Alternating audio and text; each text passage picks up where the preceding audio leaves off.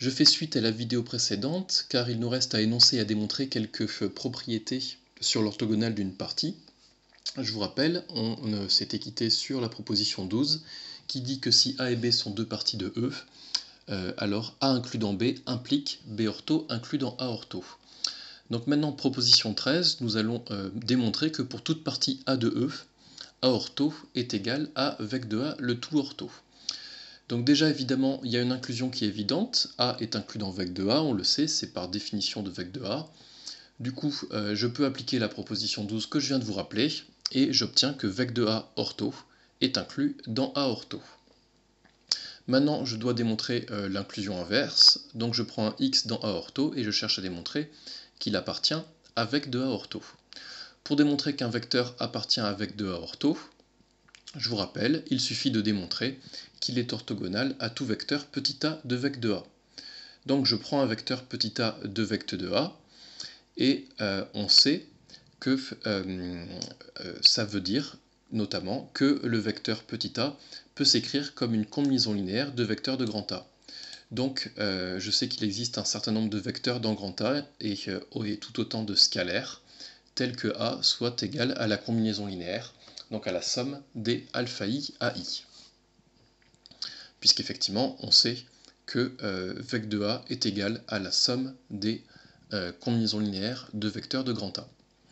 Du coup maintenant, moi je voulais démontrer quoi? Je voulais démontrer que x et a sont forcément orthogonaux, donc je calcule le produit scalaire, x scalaire a, puis je remplace a par sa valeur. Ensuite, j'applique ici la linéarité à droite du produit scalaire, qui me donne cette somme, avec le produit scalaire x scalaire ai. Or, x est dans A ortho, et AI est dans grand A, donc ce produit scalaire est nul, donc j'obtiens une somme qui vaut finalement 0. Donc j'ai démontré que le produit scalaire est nul, c'est-à-dire que x et a sont orthogonaux. Donc on a démontré que x est orthogonal à tout vecteur de vec de A, ça veut dire que x appartient à vec de A ortho.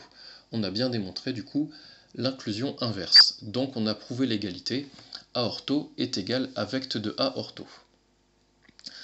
Rappel, par définition, dire que deux sous-espaces vectoriels f et g sont orthogonaux, ça signifie que tout vecteur de grand F est orthogonal à tout vecteur de grand G. Du coup, on peut observer ici, évidemment, que f et f ortho sont forcément orthogonaux, puisque, je répète, f ortho contient l'ensemble de tous les vecteurs qui sont orthogonaux à tous les vecteurs de grand F. Proposition 14, deux sous-espaces vectoriels f et g sont orthogonaux si et seulement si f est inclus dans G ortho, ce qui est encore équivalent à dire que G est inclus dans F ortho. Donc en fait, vous pouvez retenir ça en disant que deux sous-espaces vectoriels sont orthogonaux si l'un est inclus dans l'orthogonale de l'autre. Donc pour démontrer cette proposition, je reviens à la définition de ce que ça veut dire F orthogonal à G. Ça veut dire que pour tout x de F et pour tout y de G, x et y sont orthogonaux. Mais cette assertion que je surligne ici, l'assertion pour tout y dans G, x est orthogonal à y, veut tout simplement dire que x appartient à G ortho. Cette assertion que je viens de surligner dit que x est orthogonal à tous les vecteurs de G. C'est exactement la définition de x appartient à G ortho. Donc qu'est-ce que je viens de démontrer? Je viens de démontrer que l'équivalence entre f orthogonal à G et pour tout x de f, x appartient à G ortho. Donc ça, cette assertion, c'est exactement l'inclusion f inclus dans G ortho. Donc j'ai démontré que f et g sont orthogonaux si et seulement si f est inclus dans G ortho. Évidemment, pour arriver à démontrer l'autre inclusion, il suffit tout simplement d'intervertir le rôle de f et g. Quand on dit que deux sous-espaces vectoriels sont orthogonaux, évidemment, il n'y a pas d'ordre. C'est équivalent à dire que g et f sont orthogonaux. Donc juste une petite illustration pour cette proposition. Hop, vous voyez que si par exemple je vous montre ici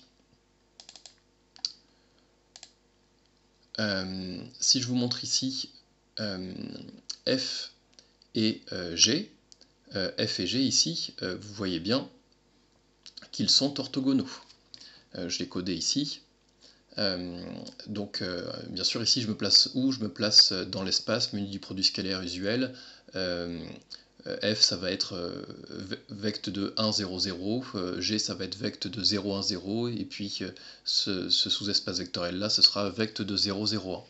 Bon, ces trois droites sont orthogonales, très bien.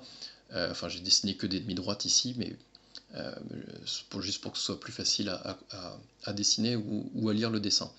Donc en tout cas, vous voyez bien que f et g sont orthogonaux. Donc si f et g sont orthogonaux, ça sous-entend que f est inclus dans G ortho, d'après la proposition 14. Et donc, ou encore que g est inclus dans f ortho. Or, vous voyez que l'ensemble de tous les vecteurs qui sont orthogonaux à f, en fait, on peut comprendre qu'il s'agit de ce plan. Tous les vecteurs du plan que j'ai colorié en bleu clair, c'est l'ensemble de tous les vecteurs qui sont orthogonaux à cette droite grand F. Et donc, vous voyez bien sur ce dessin qu'on a bien f et g qui sont orthogonaux, et vous voyez bien que G est inclus dans f ortho. En effet, cette droite G, cette droite rouge, est bien contenue dans ce plan bleu clair. Donc ce dessin illustre parfaitement la proposition 14. Donc surtout, évidemment, l'erreur à ne pas commettre, c'est de penser que f et g sont orthogonaux équivaut à dire que, par exemple, g égale f ortho. Vous voyez bien sur cet exemple, f et g sont bien orthogonaux, mais g n'est pas égal à f ortho, g est seulement contenu dans f ortho. C'est exactement ce que dit cette proposition 14.